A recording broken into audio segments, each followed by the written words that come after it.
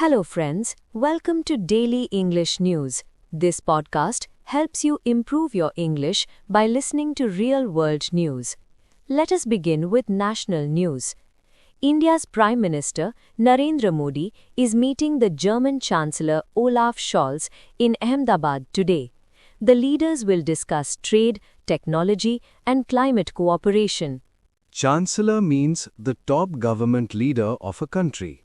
They will also visit Sabarmati Ashram and attend the International Kite Festival.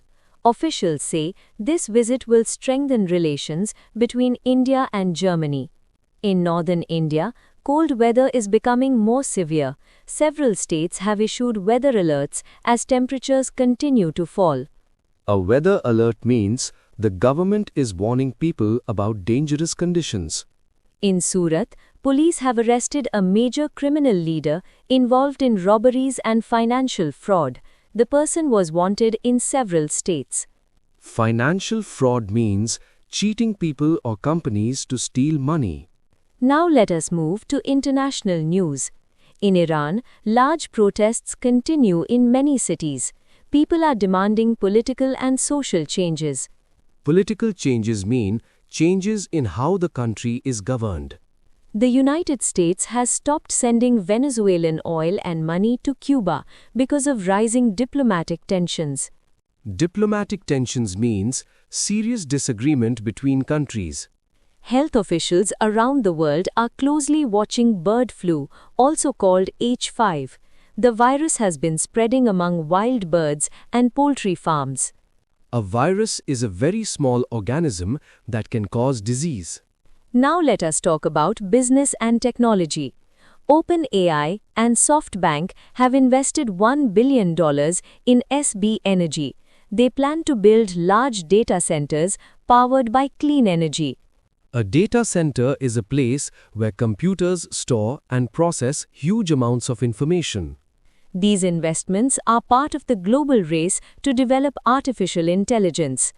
India's space agency, ISRO, is preparing for its next rocket launch called PSLV C-62. The rocket will carry several satellites into space. A rocket launch means sending machines into space using powerful engines. Now let us move to sports news. In international tennis, Hubert Hurkacz helped Poland stay in the United Cup tournament with an important victory. Cricket fans are watching the ICC Under-19 World Cup warm-up matches. Young players from different countries are showing their talent. Now let us talk about science and the environment. NASA scientists say strong solar storms are affecting Earth's magnetic field. A magnetic field is an invisible force around the Earth that protects it from space radiation. Climate researchers report that global temperatures continue to rise.